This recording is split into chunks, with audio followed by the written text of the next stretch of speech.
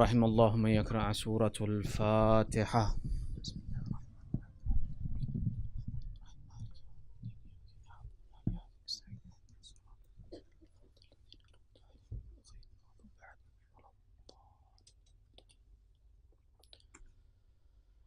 أعوذ بالله من الشيطان الرجيم. بسم الله الرحمن الرحيم. ربي اشرح لي صدري ويسر لي أمري واحلل عقدة من لساني يفقه قولي.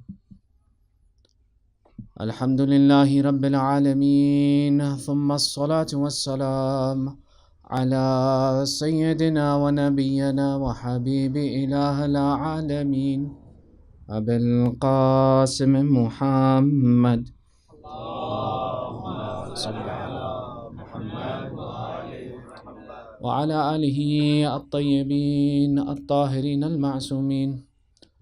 أما بعد، فقد قال الله تعالى في كتابه المجيد: بسم الله الرحمن الرحيم.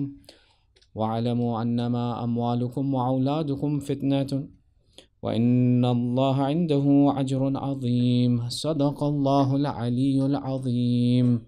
اللهم صل على محمد. Your second salawat for love of Muhammad wa Ali Muhammad.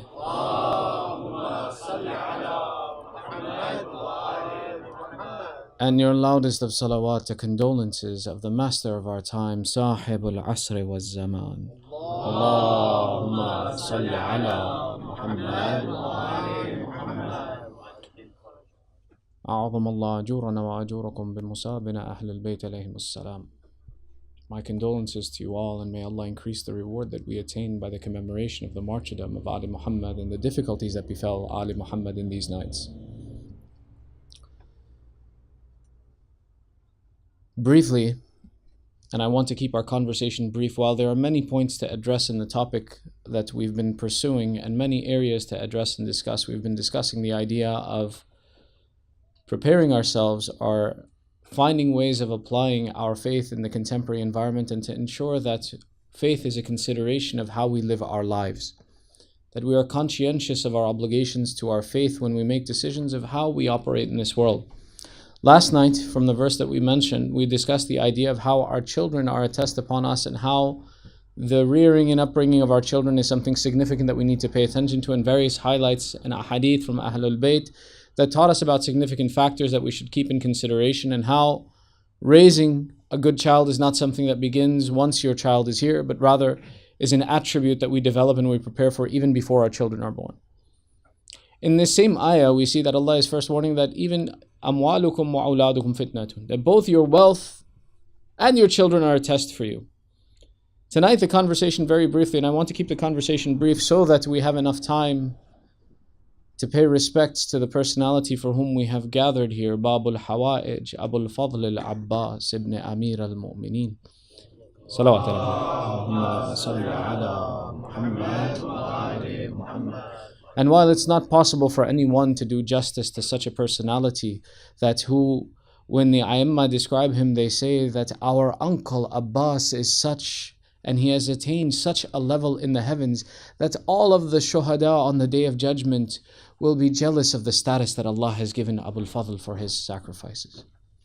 So to imagine that we could encapsulate such a personality is not possible. But to increase the appreciation that when we take the wasila of this personality, we have some appreciation of whose wasila we are taking. We want to spend a little bit of time on this as well too. When we talk about the idea of wealth being a source of examination for us in this life, there's a number of different takes that come upon the idea of obtaining wealth and having wealth, and that this wealth is a differentiator of status in the eyes of society and maybe even in the eyes of Allah. How do we mean? When we look at the concept of wealth, wealth is such, and this not just a necessity, it's not necessarily a bad thing to have, it is a good thing to have. There's nothing wrong with having wealth in Islam, and to have wealth in Islam is recommended. To be the best at what you do is a recommendation of Islam. Be great at it. But be conscientious of the position that this wealth has in relationship to you in your life. We see the statement of Amir al-Mu'mineen Ali ibn Abi Talib alayhi salam. where he says, be such that you live in the world, but the world does not live within you. That it's okay to have wealth and to have money, and there's nothing wrong with that, but ensure that it's not your driving factor of the decisions you make in life. That you are conscientious that this is something that Allah has given to you and He has given to you as a benefit to utilize in this earth, but don't let it be something that takes control of your personality. Don't let it be the driving factor of what makes you make your decisions and what gives you your priorities in life. Throughout the history of this world, we've seen that this has been a condition of people, that they become confused by the presence of wealth as a sign of superiority. That they assume that wealth is a distinguishing factor amongst the rest of society, and by the ownership of wealth, they should be treated special in the eyes of society and humanity. Whereas we know that wealth is simply a tool that Allah gives in society, and rather it's our faith and iman is what the basis or the litmus upon which we differentiate society. When we take a look, for example, in Surah Al-Zukhruf in verse number 32, Allah is saying, when He discusses about the people, and the people, they talk about the superiority of their wealth, He says, أَهُمْ يُقْسِمُونَ رَحْمَةِ رَبِّكَ نَحْنُ قَسَّمْنَا بَيْنَهُمْ مَعِيشَهَتَهُمْ فِي حَيَاةِ الدُّنْيَا. Do they think that they did something special? That they earned the wealth of this world? No, rather it is us, Allah am the one who gave them the wealth of this world. What makes them think they're so special by having this? Rather it is me, Allah, who gave them their shares in this world. And then He continues, رَفَعْنَا بَعْضُهُمْ فَوْقَ بَعْضٍ دَرَجَاتٍ لِيَتَّخِذَ بَعْضُهُمْ بَعْضٌ سَخْرِيًّا. Allah is telling you, I am the one who created different levels of wealth in this world. There are some of you that I raised to higher levels and I gave more wealth, and others I gave less. It's not something you do that's special about you that makes you wealthy. It's not you that earn this wealth and you become wealthy by your own right and characteristic. Don't take pride in this aspect of wealth. Rather recognize that I, Allah, am the one who distinguished some of you from others and raised some of you to higher levels of wealth and gave others of you less. So that those who have more, they have a responsibility in their relationship to those that have less. It's not to say that one is superior to the other. No, the examination is different. Remember, we said, Allah is telling you, وَعْلَمُوا أَنَّمَا أَمْوَالُكُمْ وَأَوْلَادُكُمْ فِتْنَةٌ. The test of wealth is not that everybody was given the same amount of wealth and the challenge was, did you do right with it or wrong with it? No, the challenge Allah did was He gave some of us more and He gave others of us less. And He said, now let me see, the one who has less, what does he do in his character? And the one who has more, how does he behave in his character? And some of us wonder, why didn't Allah give me more? Why didn't He give me more? Why did He give the other guy more? I should have gotten more.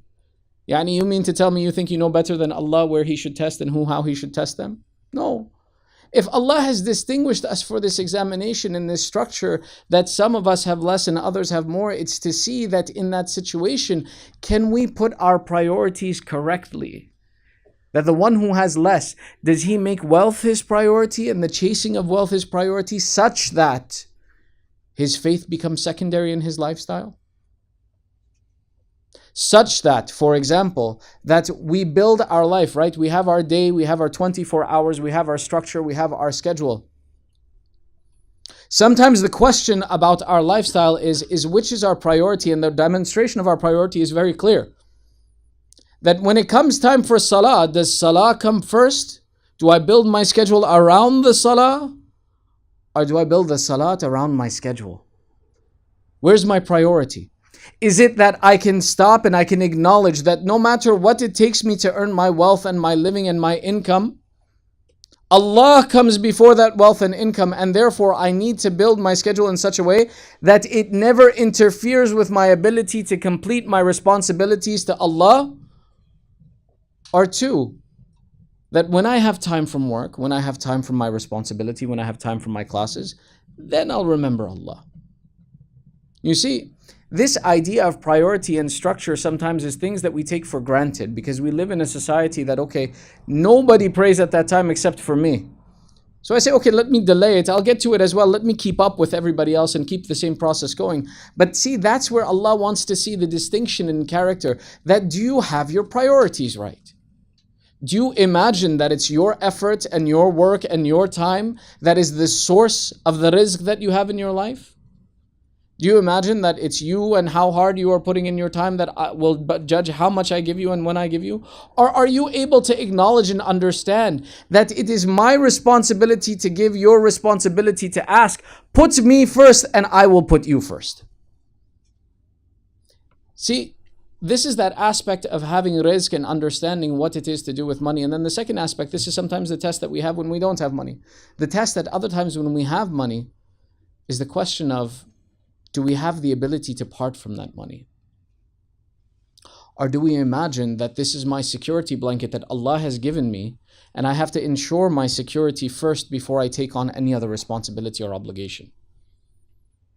These are two different aspects of yaqeen in Allah.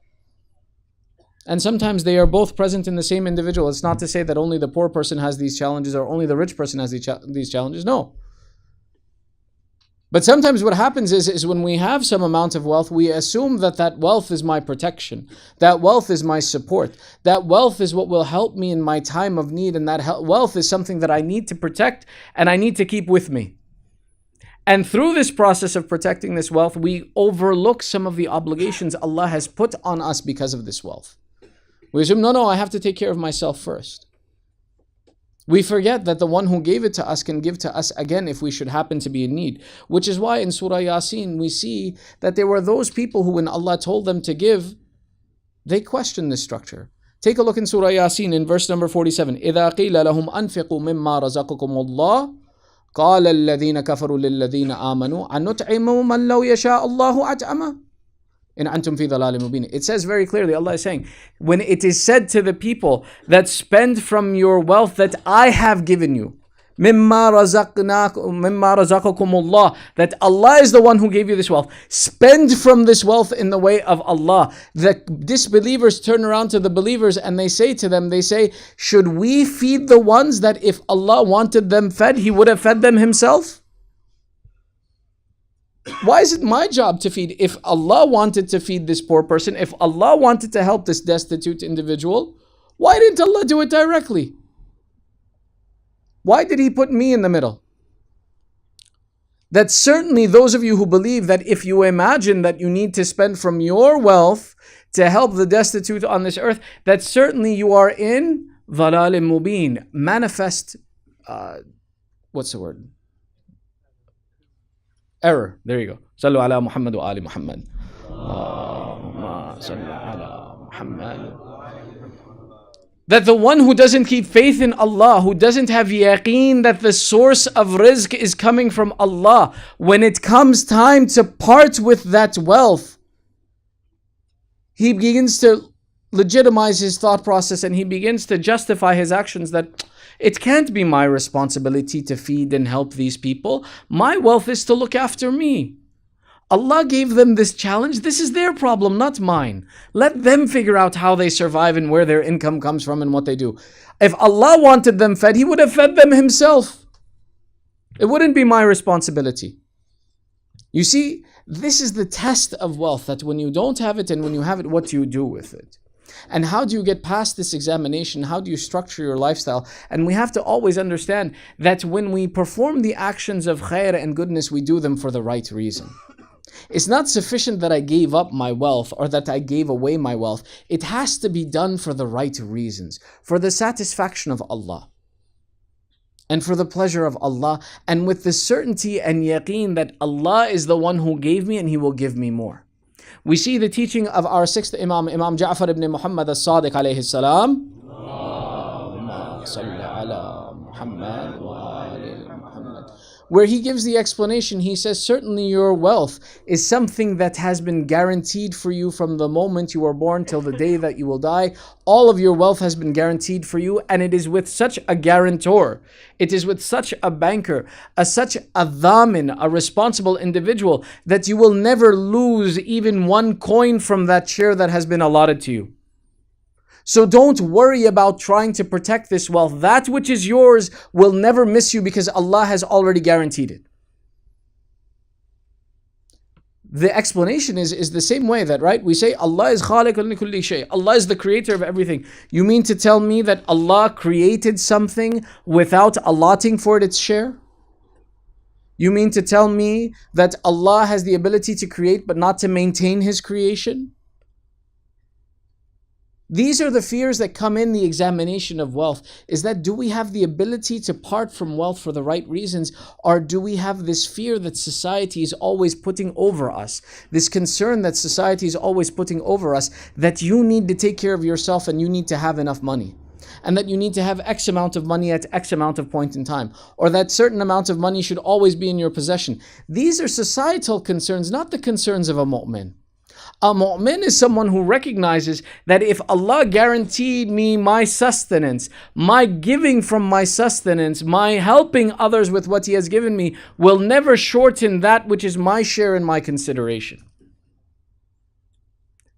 But at the same point in time that we should be individuals who are giving, Allah gives the description. He teaches us. He says, give in such a way that it's not that you have created shortness for yourself. When we take a look, for example, in Surah Al-Isra, verse number 29, وَلَا تَجْعَلَ يَدَكَ مَغْلُولَةً إِلَىٰ عُنُقِكَ. That don't be such a person who keeps his hands tied to his neck, meaning that he does not have the consideration to give anything from himself when he has money, or when he has wealth, or when he has any bounty that Allah has given him. And then Allah continues, وَلَا تُبْسُتُهَا كُلُّ بَسْطٍ فَنَقْعَدَ مَلُومًا مَحْسُورًا. Then don't be the person who opens his hand up so much and gives away everything that he winds up in a position of disgrace himself. That intellectual soundness is the approach that we want to have when it comes to our income and our rizq. That yes, make sure that by my giving away, I don't wind up in a position of disgrace that I have to turn and ask for more, but also have yaqeen that I have the right to give from what Allah has given me, and by my giving that is when I am explaining and understanding that I am someone who follows the rules and guidelines that Allah has put on this earth for me. That my priority in life is to follow the ahkam of Allah, not the priority of wealth. And this danger of wealth is something that's very eminent and prominent, and we know about this. Why? Take a look at the surah of Takathur. Alhaakumut takathur. Certainly abundance diverts you. That in humanity there is a problem, and a large number of people will fit into this category where they will be so lost by the system of wealth and abundance that they won't be able to prioritize their life correctly, and they will be lost in the reality of what they need to accomplish in this world because of the material world that we live in. We constantly have to be going through a litmus test of certainty and yaqeen. That I have the yaqeen that Allah is the one who provides, and when He provides me, I don't have to worry about my wealth. I don't have to worry about this process. I continue to do goodness with the right intention, and Allah will take care of me. And that intention is very important. We take a look when we see the description of, for example, the day of judgment. There will be those shuhada who come before Allah for their reward. And when they come before Allah for their reward, Allah says, I have nothing for you. You are someone who is destined for hell. And that shaheed, that martyr replies, but Allah, I gave my life in your way. I gave everything I had. I attained martyrdom for the sake of your cause. Why now do you tell me I have no reward with you? Allah says, no, you did not perform that action for me. You performed that action of going to battle and fighting and attaining martyrdom so that people would consider you a brave man.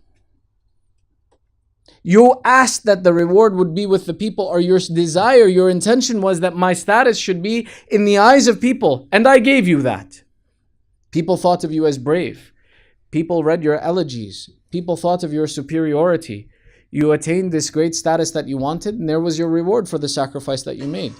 But you did not make the sacrifice for me, so therefore I have no reward for you. The same way the next description comes, that the scholar who spent his life in the service of the religion comes forward and says, oh Allah, reward me. And remember, the ahadith explain to us that the ink of the scholar is weightier than the blood of the martyr. Yet here comes this scholar, he stands before Allah and he says, oh Allah, reward me. And Allah says, I have no reward for you. But the scholar says, I spent my life. I didn't attain wealth. I didn't attain great houses. I didn't enjoy the pleasures of this world in the pursuit of this knowledge. Then why don't you reward me? Allah says, because you didn't perform that action for me. You performed that action so that people would think that you are a great and knowledgeable man. You perform that action so that people would gather around you and consider you great and superior. You perform that action so that your name would be mentioned in these circles and people would think of you highly. I gave you what you wanted. I let you have it in dunya. But because you didn't do it for me, I have no reward for you in akhirah. There is no reward for this action. The same lesson goes to us, in each of us in our lives, is that be careful. In all of the actions that you perform, keep your intentions pure.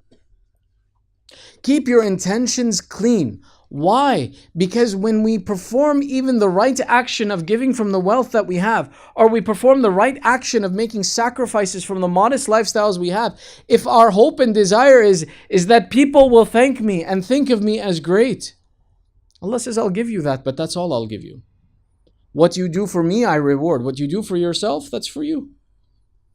I fulfill the intention of the one who comes with his intention. And if your intention is to attain success in life, or your intention is to be known as someone who is wealthy in life, you can have that.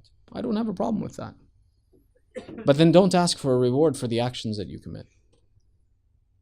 Which is why the idea of it's not simply the idea that if I have money, then I should give it away, and if I'm poor, I should be patient with my condition. The idea is to do it for the right reasons, to build the intellectually sound reason that I have Allah as my focal point in my life. If I have goodness, then I thank Him and He gives me more. If I have goodness in my life, then I do with it that which pleases Him and He will give me more. The famous story from one of the times of the Bani Israel, if you recite a salawat, we'll share a short story. Sallu ala Muhammad wa ali Muhammad.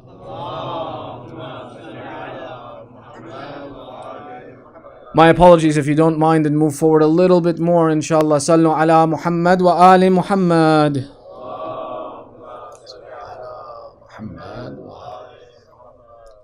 That a husband and wife in the time of Bani Israel, there are two narrations that work in this way, and the one that I'll share with you is maybe a little bit less common, where this husband and wife who live a life of difficulty, they have a shortage of income, they don't have sufficient for their means, they're constantly living in a state of debt, where they can't meet their expenses, and no matter how hard the both of them work, their income never suffices them. They make the intention one day that we will perform some special a'mal with the interest that may Allah increase in our rizq. And they selected for those a'mal, for example, this night of Thursday night. That because the night of Thursday night is not something that is now that is important for us to ask for our hajat, but even from that time, the people used to know that the night of Thursday night is the night for asking for your hajat and desires, and to ask for rizq, there's nothing wrong with it. So they made the plan, they prepared themselves that on the night of Thursday they would ask Allah for rizq that would be sufficient for them and that would remove their hurdles. They didn't ask for much. They said, we just want enough that all of our debts are paid off and that what we earn is sufficient for us to eat and be satisfied with. We don't want more than that, but we want to get out of this burden of debt. It's very difficult for us to manage. So they prepared their a'mal. And the way they prepared their a'mal and they did their dua is different. The woman, she stayed in her house and she went, and for the women, their masjid is in the house of the woman, and that when a woman has a hajat, when she has a desire, she should go to the most enclosed and private location within her house. That is the most secluded location where she has no interference or no worry of anything else, and then do her process of supplication to Allah. And the man in turn went out into the fields. For the men, it's recommended that when you have hajat, when you have a desire or a need that you need fulfilled, go out under the open sky. Go out to a place where you are under the open sky of Allah and call out to Him and ask Him for your hajat. So the two went about their way, they prepared their a'mal, the woman went inside the house, the man went out to a field, into an open location, where he wouldn't be disturbed or bothered by people, and they began their process of supplication of asking Allah to give them sufficiency, to give them a satisfactory amount that their life would be comfortable. After they had completed their hajat, almost instantaneously, the man on his way back, he sees something that falls from the sky and it's bright and shiny, and he goes over and he looks and sees, is this someone's property? Is this someone's possession or ownership? Or where did this come from? And he recognizes, he says, there's no house nearby, there's no person nearby, and this is a gem that has fallen from the skies. And he immediately acknowledges that I made my dua to Allah for sufficiency and Allah provided. So he takes this, wraps it in his cloak, and he heads home. As he heads home, he asks his wife, did you perform the amal? She says, yes. Did you? Yes. Do you think Allah will answer? The husband says, well, look here. And they see the gem. And it's a massive gem. And it's something that would more than cover their debts and give them a comfortable life for the rest of their lives. So they say, inshallah, in the morning we'll go to the market, we'll sell this item, and we'll pay off our debts. And alhamdulillah, shukr Allah, that Allah gave us our needs and sufficed for us. And it's sufficient. We are done with this affair. That night they have a dream. And in their dream, they see that it is the day of judgment. And they see on the day of judgment, the questioning comes. And on the day of judgment, these were people who, because of their iman and faith, that from the first stage of questioning, they were given the seal of approval that they would be those who entered into heaven. The same way, for example, when we talk about for the mu'mineen, that on the day of judgment, there are 50 stations. And the first station that you will be asked about is your salah. And if your salat is accepted, then the rest of your amal are accepted. Don't belittle the position of salah in your life. These two, they get approval that they will enter into heaven, and they have their approval and their seal, and they go through the 50 stages and they enter into heaven. They're taken into a garden of heaven. An angel leads them and it shows them a mansion, a palatial mansion in heaven. That's their house. They look at it and he shows them, this is your first floor, your bedrooms, your kitchen. When they eventually get to the final bedroom and they look at the room that's their room to stay in, they see and they look that there is a hole in the ceiling of their bedroom. And they complained to the angel. They said, we think there's something wrong. And the angel replies, this is heaven. There's no such thing as something wrong in heaven. There's no such thing as something. Heaven is perfect. They say, but look, there's a hole in the ceiling of our room. And the angel replies, if there is something that's missing there, it's because you took it. Not because Allah didn't give it. And the two, when they wake up, they sit down for breakfast, they prepare their day, and they look at each other, and they look at each other, and the husband says, I had a strange dream. The woman says, I had a strange dream. And they look at the stone and they recognize and they say that this is exactly like the stone that's missing from the house in heaven. So they go to the Nabi of the time and they go to him and they say, Ya Nabi Allah, we had this vision, we performed these a'mal, we did all these actions and we had this vision. Allah gave us this wealth to fulfill our needs, but we recognize that what He has given us in dunya is something that would have been better for us to keep in akhirah. That this short life that we have, the difficulties that we have, it's better that we live in these difficulties and keep this reward and this wealth that Allah has given us in akhirah, in that place where it will be a permanent fixture for us and it will be our house forever, rather than we take from there and we spend here. So the Nabi says, okay, no problem. So they say, Ya Nabi Allah, how do we take this item and return it to heaven? How do we take and transition this wealth that we have here and transition it to the akhirah? And the Nabi says, that's very simple. Go give it away in charity and Allah will immediately transfer it back to you in heaven. That having that yaqeen and certainty that Allah provides, and if He has given us a challenge, He has given us a reward that is more than compatible for the challenges He has given us in life, is the certainty that we should have in Allah, that He has the ability to provide for us. The second lesson that comes from this is, the same way in your professional environment you establish a 401k, a retirement fund, that today I have the ability to earn for myself. Tomorrow when I don't have the ability to earn, I may need something that I was able to collect today. What do? We say, I'll take a little bit less today so that tomorrow when I have nothing coming in, I have my pension. I have my investments that will support me. Life works in the same process. Today you have the ability to perform a'mal. You have the ability to perform good deeds. You have the ability to make sacrifices from your time in the interest of preparing your investment account for akhirah. You have the ability that I can take what I have today and send it forward for myself. And what do you send forward from? You send forward from not just your wealth, but also your time. Right? These majalis that are established, these services that are done, all of these things that people come, these committees come and they prepare and they take their time and they invest their time to make this place hospitable. Those brothers who stand outside and they park the cars, those other brothers who prepare the audio video materials that are here, all of these things, first and foremost, let's recite one salawat for all of these people. Sallu ala Muhammad wa ali Muhammad. Sallu ala Muhammad wa ali These efforts, what do you think they are? They are the transfer of that time that Allah gave me in my discretion, that I can spend from it however I want. But they are taking that time, and we all need to take that time, to take from that time and transition it and transfer it in the form of deeds of how that time was used, so that Allah rewards me in akhirah for that time. That I have the benefit of the thawab that I earned with those efforts in akhirah. And the same thing with the wealth. That the wealth that I spend in this life in the way of Allah is wealth that is transitioned in akhirah for me. Which is why we see the narration where the Ahlul Bayt teach us that every affair of the human being and of the mu'min is left on this earth between the people except the affair of charity. That as soon as a mu'min or a believer gives away charity in the way of Allah, Allah takes it up with His own hand.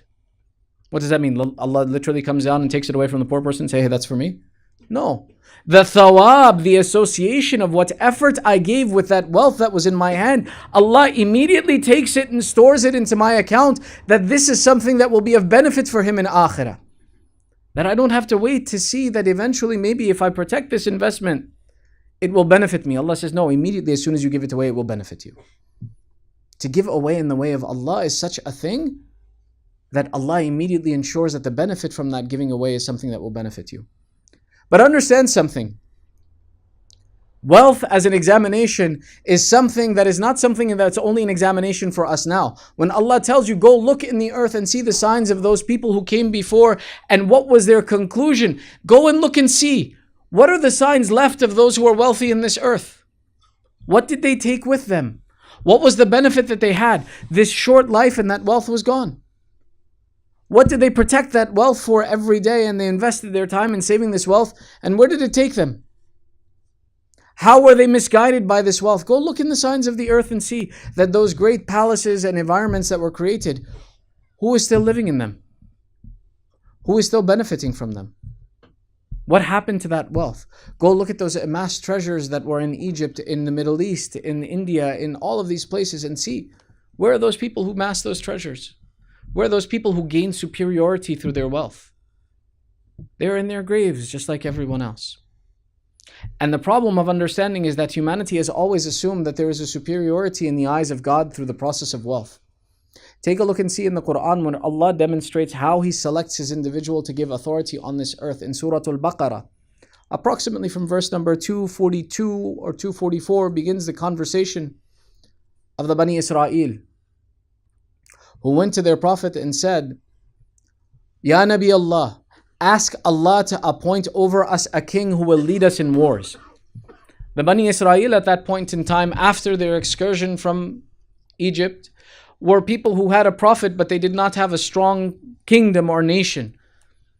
And what they saw was that all these other kingdoms present on this earth were led by people, and they would go on wars and they would go lead wars and go through all these activities. And what they did was they turned and they said to the Prophet of Allah, O Prophet of Allah, ask Allah to appoint over us a king so that we too may go fight and we too may go and expand our boundaries and become successful in this matter.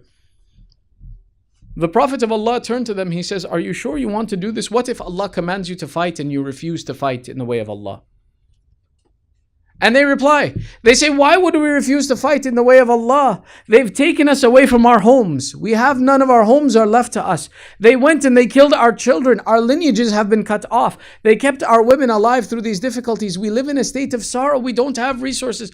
Why is it we can't even imagine that Allah would command us to act and to go fight, and we would not fight?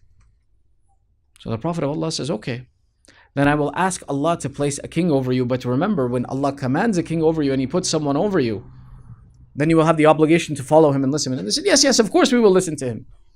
Of course we will follow him.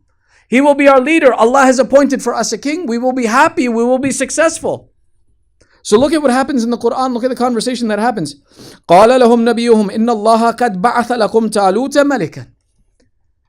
That the Prophet says, I prayed to Allah, and Allah has made Talut the king over you. Talut in the English language is referred to as Saul, who was the king of the Bani Israel. And Talut was that king that was appointed by Allah, not by people. And as soon as the Prophet came and said, this is the king that Allah has appointed for you, look what the people did. قالوا أَنَا يَكُونُ لَهُ مُلْكٌ عَلَيْنَا وَنَحْنُ أَحَقُّ بِمُلْكٍ مِنْهُ. How is it possible? We don't believe Allah placed him as a king over us. How is it that Allah made him a king over us and we are more worthy of being king over him? They made this statement because they saw within themselves, they said, we are the wealthy ones. We are the ones who have money. We are the ones who have status in society. When we walk into a room, people stand up because of us. This Talut is a poor man. He has no wealth. How is it possible that Allah would make him a king over us when we, because of our wealth, have greater rights of authority over him than he has over us? And the verse continues, وَلَمْ يُؤْتَ سَعَةً مِنَ الْمَالِ, that Allah didn't give him any wealth. قال, Allah said, and the Nabi replied, إِنَّ اللَّهَ أَسْتَفَاهُ عَلَيْكُمْ وَزَادَهُ بَسْطَةً فِي الْعِلْمِ وَالْجِسْمِ. That the Prophet explains to them that he says that Talut was placed over you as a king, and Allah designated and made him the king over you for the criterion that is valuable with Allah, not the criterion that is valuable in your eyes. You made the assumption that because you value wealth, that the one who would be put in authority over you is wealthy. But Allah doesn't care about this wealth. Wealth is something Allah chooses to give. It has no value or no benefit to you other than what He chooses to give you as an examination. Rather, Allah made this Talut a king over you, and He gave him increased amounts over anyone else in both strength and knowledge. That if you want to see the criterion of who it is that Allah puts in authority over people, look at him, that there should be none of his equivalents in either strength or his equivalent in knowledge. And the people, they did not have the ability to accept the authority of one who was put over them, who did not fit their criteria of authority over them. Now take a look and see at this advent of Islam. And look and see that after the finality of the messengership of our holy Prophet Rasulullah sallallahu alayhi wa sallam,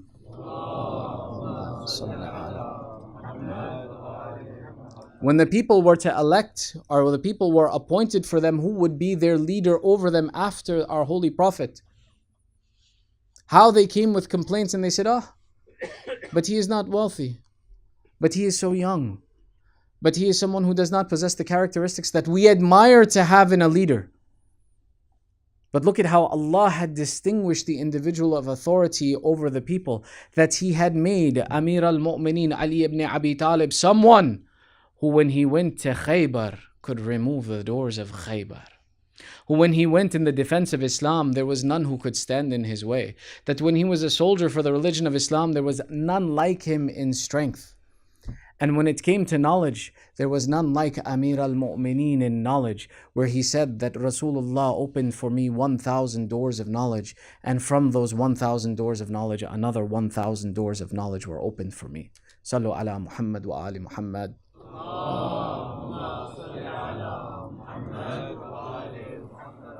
That Amir al-Mu'mineen explains in the terms of his knowledge, and Rasulullah said that I am the city of knowledge and Ali is the gateway to the city of knowledge, and whoever wants to enter the city must enter through the gateway of knowledge. That when we take a look and we see that this was the explanation to show to us that Allah is the one who demonstrates what are the characteristics that are necessary for the leader to be appointed on behalf of Allah. The religion of Islam is led by those who Allah appoints, and Allah cares not about the wealth. Allah cares not about the status in dunya. He cares about the status in the eyes of Allah. And that's why we have to understand that when you and I live in this world, in this society, don't let wealth be something that distracts you from the true characteristics we need to attain. Don't let wealth be something that becomes an affair that mixes with faith in a way that we assume that wealth is a sign of superiority and faith. That we put a priority on the establishment of wealth over the establishment of faith. That's always put wealth in perspective. It's important. It's good to have it. It's recommended for the mu'mineen that they should be the best in every field that they approach. That they should be the leaders of every industry that they come in contact with. That they should have the best efforts and the best results in every affair. But that is not the only criteria of Iman. Never sacrifice Iman and faith for wealth. And that's a responsibility that each of us has.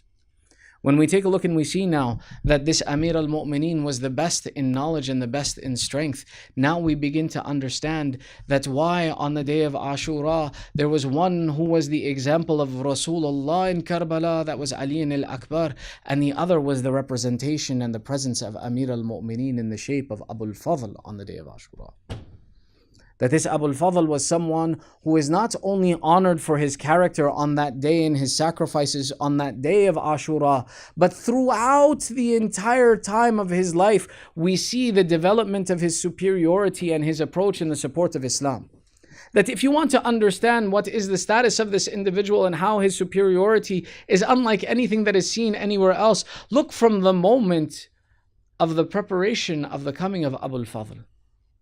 That Amir al-Mu'mineen, when he comes to his brother Aqil and he says, Aqil, you are the knower of the lineages of the Arab.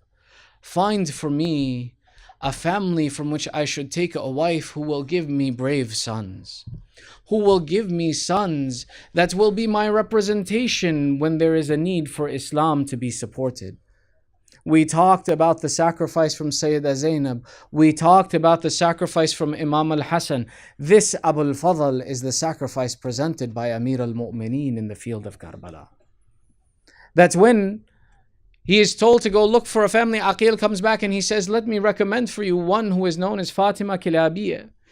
That Fatima Kilabiyya comes from a very brave family and they're well known for their bravery. Oh Ali, I recommend for you that this is the family that you should marry into if you wish to have brave sons come from that lineage. And look at the characteristic of that mother who, when she enters into the household, she says from the beginning, she says, I no longer wish to be known by the name of Fatima. Because, oh Amir al-Mu'mineen, when you call me by the name of Fatima, the children of Zahra look in the house with sorrowful eyes as if they would see their mother before them. They look in this house and they look for their mother, and I am the one that they see before them. Oh Ali, give me another name, refer to me by another title. I can't bear to see the children of Zahra and the pain that enters their eyes when they hear the name of their mother Fatima. So this Fatima Kilabiyya became known as al-Banin, the mother of sons. And this mother of sons, it was a title that was given, but it was not one that would last, because the mother of sons is one whose sons remain. But this al-Banin was one who sacrificed all of her sons for the sake of Ali Muhammad. Look and see the relationship of that mother, of how she prepared her son. That there are narrations that say that al-Banin sat before these children, oh children, I am not your mother, rather I am your servant. I am here to serve you, and my children will be your servants as well. Which is why when these children were born, there are narrations that tell us that Abu al-Fadl never referred to Imam al-Husayn as brother. He referred to him as, oh my master, oh Mawla, my master, you are my leader. I am but simply your slave and servant for the entire extent of his life.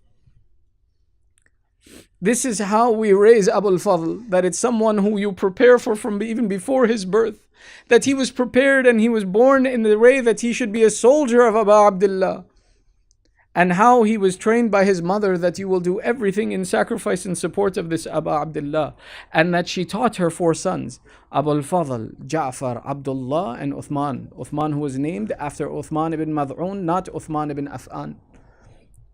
That you will be the ones who will sacrifice and support in the way of Abu Abdullah. None of you should remain alive if Abu Abdullah is to be injured. Each of you are to sacrifice. They say after the event of Karbala, when the Musafir came back, when the Sabaya returned to Medina, that one man who came with news from Karbala, he came to al-Banin and he said to her, oh al-Banin, my condolences on Uthman. She says, don't tell me about Uthman, tell me about Hussein.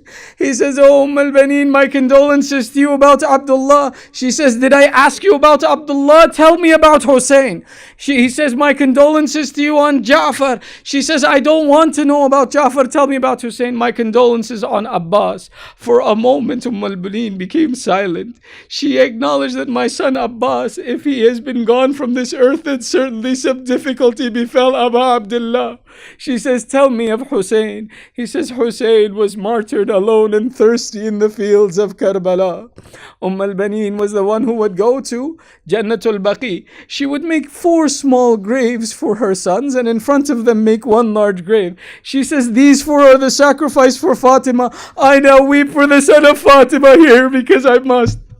They said she would weep so bitterly over the loss of Abu Abdullah that even Marwan ibn Hakam Mal'oon, the one who was responsible for Abu Abdullah leaving the city of Medina, would weep because how al-Banin would weep over Abu Abdullah. There are narrations that tell us, that say that al-Banin, when she would weep over Abu Abdullah, she would turn to the grave that she made for Abbas. She would say, oh Abbas, they told me when you became Shaheed, they struck you on your head.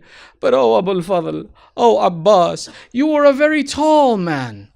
You were very tall. How did one exceed you in height that he should strike you on your head? Oh al-Banin, you will see shortly on the difficulties that Abul Fadl took upon himself. Abul Fadl is the name of that individual who was the one who was the complete and absolute servant of Abu Abdullah. That he was the one who was willing to sacrifice anything he had for the sake of Abu Abdullah and listen to his order and command. That he was the one who was the one supporter of Abu Abdullah, that when Abu Abdullah took away his right to fight, there's no complaint from Abu al-Fadl anywhere that says that Abu al-Fadl complained that Abu Abdullah did not let me go fight. He did not make the comment, yet we know that he was born with the intention that he should be the soldier of Abu Abdullah in the field of Karbala. We can't begin to understand what is the status of this Abu al-Fadl, and we have to look at the way how Abu Abdullah gave him the position in the field of Karbala to understand who is this Babul Hawa'ij. What did this Abbas sacrifice that Allah gave him the status that he is the gateway of the answering of your hajat. Tonight, when you cry on this night of Thursday, when you remember the sacrifices of al-Banin, when you remember the sacrifices and the difficulties of Zainab and the loss that Zainab suffered when she lost Abu al-Fadl, ask by the rights of this Babul Hawa'ij that may Allah make us the supporters of Sahibul Zaman. May He make us the true followers of Ali Muhammad. Remember that Zainab had her hopes in this Abbas as well too. How? Take a look at the event of the Shahadat of Amir al-Mu'mineen. That in the event of the Shahadat of Amir al-Mu'mineen, when Amir al-Mu'mineen made pairs between all of his children, al-Banin came forward, has my Abbas made a mistake? You made a partner with everyone, but you did not make one for Abbas. Amir al-Mu'mineen takes the chadar from his daughters and he puts it in the hand of Abbas. And he says, Abbas, this Zainab is your responsibility now. You will be the one who will protect this Zainab. After this incident, there is a narration that when Amir al-Mu'mineen was finalizing and coming to his end of his time, Sayyidah Zainab comes and sits next to her father. And she says, Father, there is a narration that Fidda has shared with me. Amir al-Mu'mineen replies, it is as Fidda told you. Sayyidah Zainab says, but Baba, I want to hear it from you. Will you tell me that narration? Amir al-Mu'mineen says, oh Zainab, there will come upon you a day. That will be the day in which you would wish that the world would end. You will go through so many trials and tribulations and difficulties. And Zainab, on that day, I want you to be patient. Zainab, on that day, you will lose everything that is important to you and you will be in a state of difficulty. Don't raise your hands with bad dua on that day. Don't raise your hands with la'an on that day. Be patient. Zainab, on that day, they will even take from you your rida. They will take from you that sanctity of your hijab. But be patient. There is one comment that Zainab makes in this conversation that is written in history, and I don't say it to you, but Baba, how can someone come and attack Zainab when she has a brother like Abbas? How is it possible that they will attack me and they will take my rida when you have given the responsibility of my chadar to Abbas? When you have given me a brother like this whose loyalty and status is that of Abbas, how is it ever possible that anyone should come close to Zainab? How is it possible that anyone should be able to attack Zainab? And Amir al-Mu'mineen says, on that day, Zainab, be patient, it will be a difficult time. Now we look to the event of Karbala and we see, when we look at the Tariq of Karbala, we take a look and we see that Abu Abdullah in the narrations, he went out 72 times. He did not do battle once. The difficulty that Abu Abdullah had on the day of Ashura was not that he went to do battle once and he fought once. No, this Mazloom Imam of mine, every time a companion would fall, Abu Abdullah would run into the battlefield. Abu Abdullah went after all of his companions, everyone who died, and said, Salamu alayka ya Abu Abdullah. Abu Abdullah showed up next to him. My Imam fought over 70 times on this day where he went out to the battlefield every time. But when we take a look and we see the waqi of Karbala, we see this fact that when Abu Abdullah was alone on the battlefield and they had taken him off and he was fighting with the enemy, they could not withstand the attacks of Imam al-Hussein. So they said, Oh Hussein, you are here fighting when they are looting your women and your tents. And Abu Abdullah would leave the battlefield and go back to the tents to protect the women. The role of Abu al-Fadl on the day of Ashura was to give Abu Abdullah the freedom to be able to go out into the battlefield 70 times.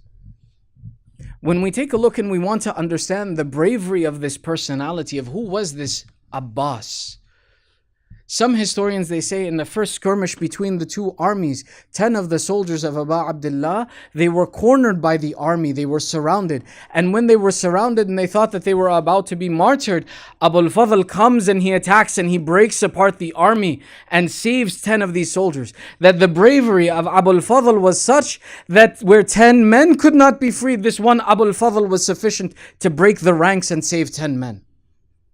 Other historians, we read when Abu al-Fadl makes his attack on Al-Qama that there were 4,000 men stationed around Al-Qama. And when this Abu al-Fadl went and he attacked Al-Qama, 4,000 men would scatter from the attack of Abu al-Fadl and run away from him. So they say Abu al-Fadl was the one who was stronger than 4,000 men. And Abu al-Fadl was even stronger than this. Because on that day of Ashura, when Abu Abdullah would go into the battlefield, he did not turn around and look and see about the women, because he knew his alamdar was standing in front of those tents. And he knew that as long as Abbas stands in front of those tents, none of the enemy would dare to attack the tents of Zainab. That none of the women were worried or concerned about their rida as long as Abu al-Fadl stood in front of those tents, because they knew that no one in the army of Yazid was daring enough to come and attack the tents. This is the personality of Abbas. This is the shuja'at of Abbas, that as he stands in front of the tents and waves his swords, O mal'uneen who are thirsty for the blood of my master, O mal'uneen who want to kill the children of the Banu Hashim, I dare to you to come and attack me and bring before me an attack. I will kill all of you and every one of you. But if my master gives me permission, then I will come to the battlefield. Otherwise, come to me and attack me and see how I break your ranks. The army of Yazid was not worried about any support of Abu Abdullah on that day, except for this one Abbas, that they did not know, how will we break this support of Hussein?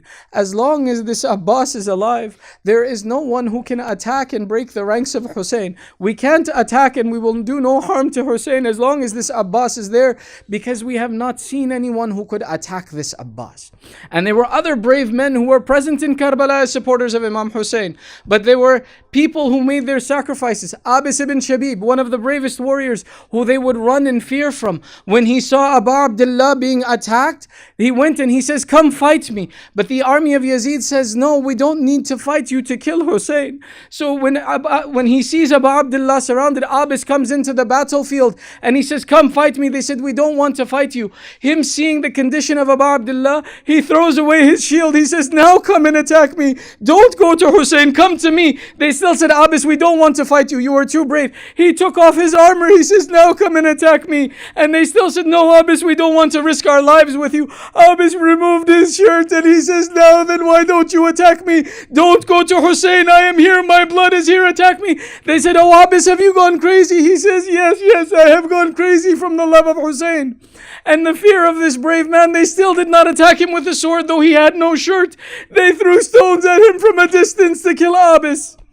And even Abis was martyred, but still they feared Abbas. They did not know how they would kill Abbas or how they would attack Abbas, until eventually this small girl comes to Abu al-Fadl and she says, Abu al-Fadl, thirst is killing us. We have no water.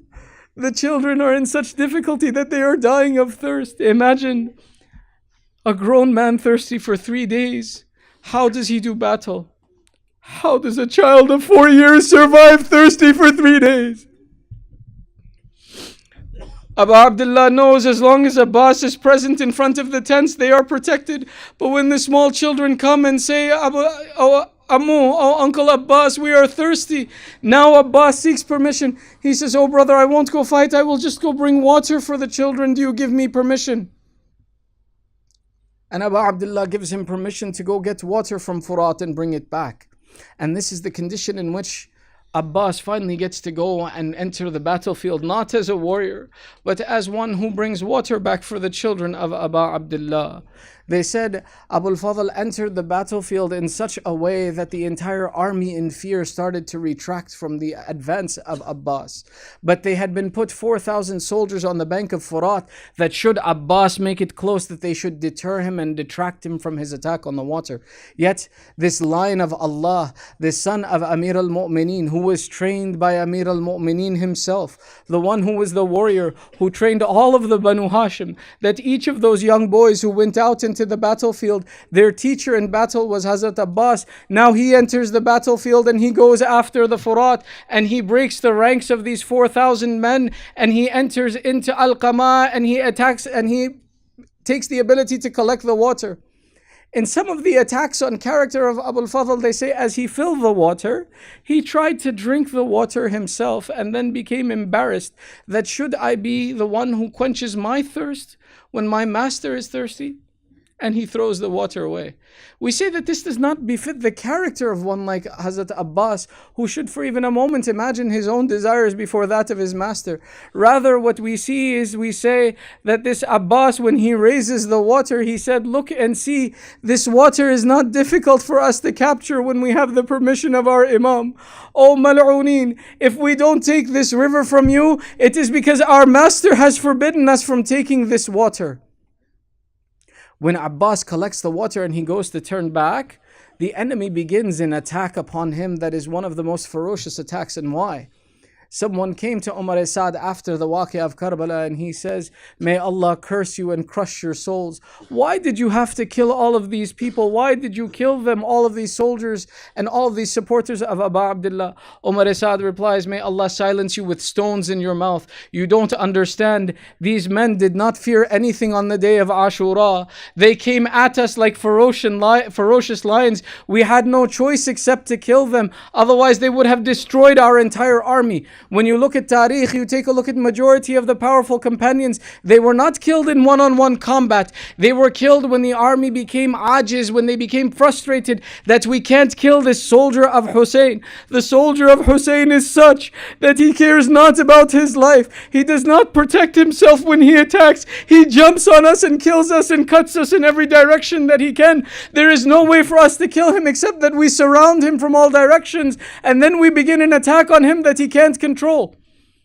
That this was the way that they attacked all the soldiers on that day that were thirsty. All the army of Abu Abdullah were thirsty. So when they saw Abbas had taken water, they said, if this water reaches Hussein, if Abbas drinks from this water, certainly they will destroy our entire army. We can't control them when they are thirsty for 3 days. If they should drink some water, what would happen to them? These were illegitimate children of illegitimate character who did not recognize that Abbas is not one who would take water when Sakina is thirsty. Abbas was not one who would drink water when the children of Abu Abdullah were crying of thirst. But they didn't know this, so they surrounded and they attacked Abu al-Fadl from every direction. They came at him with every sneaky attack. They threw stones at him, they threw arrows at him, until eventually one who was hiding behind a tree came at Abu al-Fadl and cut off his right hand to stop him from continuing with the water.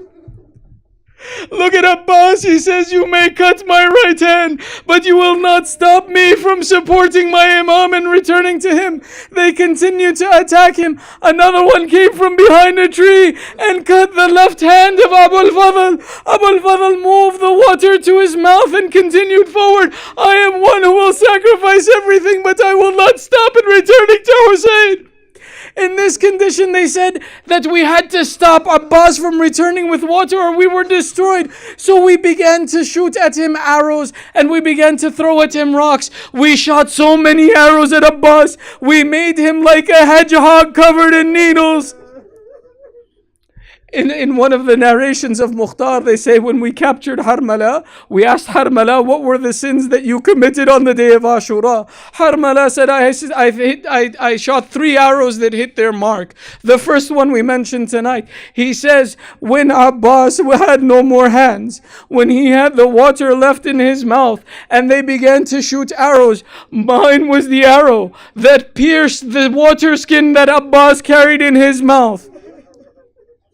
In Tariq, they say that when they began to shoot arrows at Abu al-Fadl, he stopped as if he had become astounded, as if he didn't know what to do, what to continue or what not to do. The poet writes, he says that I imagine, Hurmala said, that when I hit the skin that was in the mouth of Abbas, and the water drained from the skin of Abbas, it was as if my arrow drained the life from Abu al-Fadl right there in that instant. Tariq says that Abu al-Fadl, as they shot arrows at him, they pierced the water skin, they pierced the eye of Abbas. Abbas stopped in the middle of the battlefield. He does not know, should he go forward or should he stop? His purpose is finished now that the water is finished. Abbas wants to remove the arrow from his eye. Abbas wants to continue forward in the service of Imam al-Husayn. But how does one remove an arrow from his eye when he no longer has hands anymore to raise to them? al-Baneen, you asked us, my Abbas was a tall man. How did they strike him on the head to kill him? al-Baneen, if you would have seen your Abbas in this condition, he is covered in arrows. The blood from the arrow in his eye prevents him from seeing. Abbas has no hands to remove the arrow. He wants to continue to Hussein, so he wants to remove the arrow. Abbas lowered his head to his knees. That may I use my knees to pull the arrow from my eye so that I can continue to Hussein. al-Baneen, the Mal'un came, saw the head of Abbas lowered, raised the mace and struck Abbas in his head. Abbas turned and he said, this is my moment.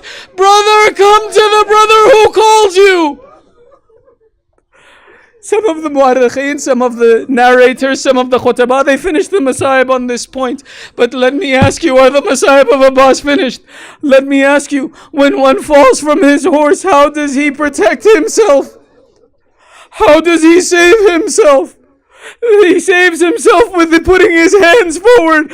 Abbas is the one whose chest is covered with arrows and he falls from his horse, but he has no hands to protect him when he falls from his horse. He calls out, brother, come to the aid of your brother. Let me bid my final farewell to you. The Mu'arrikheen write that the army of Umar Asad had been so worried about this Abbas and how they would stop this Abbas that when he finally fell from his horse, that they gathered around him and began cheering and applauding that we have finished Abbas. There are 2 narrations that come here that Abu Abdullah never returned the body of Abbas to the tents. One of these narrations, they say that Abbas was never returned to the tents because he could not be returned to the tents. That as they cheered upon killing Abbas and martyring Abbas, they began to desecrate his body and cut his limbs in pieces. When Abu Abdullah reaches him, he sees that his brother is laying on the ground and he can't see from his eye. Abbas calls out, if you have come to kill me, give me but a little bit of time. If you want to separate my head, give me some time. My brother is coming. Let me see him before I leave this world. Abu Abdullah comes and he says, oh Abbas, it is Hussein who has come to you. It is your brother who has come to you. The Mu'arrikheen, some of them write that Abbas, when Abu Abdullah came to him, as everyone else, he raised the head of Abbas to his lap. And Abbas called out, brother, clear the blood from my eyes. I was born, the first one I looked at was you. When I leave this earth, the last one I want to see is you. As Abu Abdullah clears the blood from the eyes of his brother, Abbas returns his head to the ground. Again, Abu Abdullah raises the head of Abbas to his lap and continues to clear the blood. And again, Abbas removes his head from the lap of his brother. Imam al-Hussein says, brother, why do you stop me? I want to take care of you. He says, brother, I worry about you. I saw when our father left, it was his head in the lap of Imam al-Hassan. When Imam al-Hassan left, it was his head in your lap. Oh brother of mine, oh Mawla, oh master, I am worried. I don't want to be in your lap, because whose head will your lap be in? Your head will be in whose lap? Who will be the one who will hold your head, Ya Abu Abdullah, when you leave this world? I am leaving you now too. Oh Abbas, we don't have the patience for you to see that it was the head of Hussein, and on his chest was Shimon, and it was the sword of Shimon on the neck of Hussein.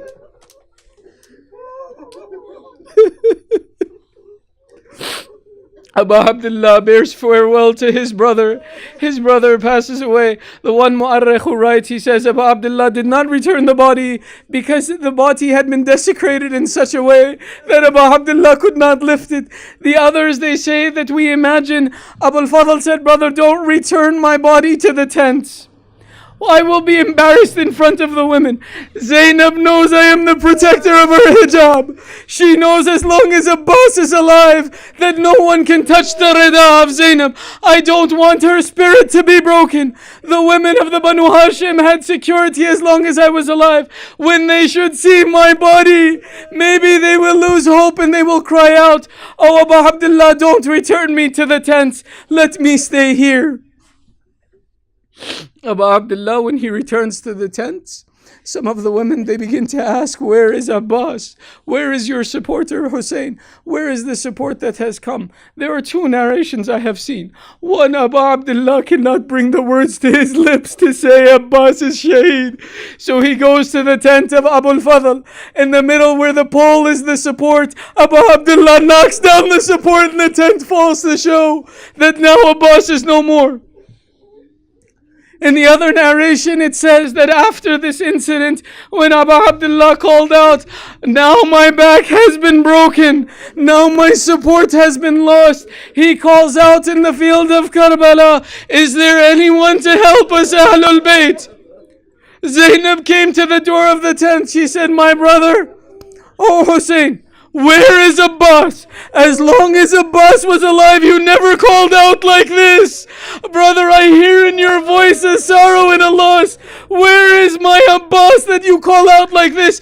Abu Abdullah turns and he says, Zainab, Abbas is no more. The protector of your hijab is gone now. He is lost to us. They said Zainab began to beat her face. Zainab began to cry. She turned to Najaf and said, Father, now I understand how the day of difficulty will fall on Zainab. Now I understand the day that you prepared me for. Today, when you raise your hands, and you raise your hands to beat your chest, remember the hands of Abbas. Remember that they were those hands in support of Abu Abdullah that were cut, that were no more. Beat your hands the way you would imagine Abbas would beat his chest when he would see the difficulties of Abu Abdullah. You want to know why they call him Bab al-Hawa'ij? There are some opinions about this. Why? How did this one become Bab al-Hawa'ij? Bab al-Hawa'ij is the laqab of Imam Musa ibn Ja'far, the gateway through the answering of your prayers. You want to see how false it was, that statement that Abbas tried to take water?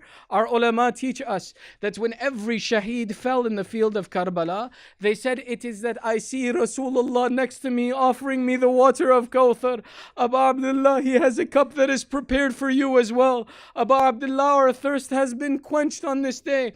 The ulama say that Abu al-Fadl was such a man that we believe that even when he was martyred and Rasulullah and Amir al-Mu'mineen came to quench his thirst, it was Abbas who said, how can Abbas drink when Hussein is thirsty? Abbas will never drink while Hussein is thirsty. Remember this loyalty of Abbas when you raise your hands, that Allah designated him Babul Hawaj, the gateway of the answering of your desires, because he did not even have the desire of water when Hussein was thirsty. ألا لعنة الله على القوم الظالمين وسيعلم الذين ظلموا أي منقلب ينقلبون. ماتم Hussein.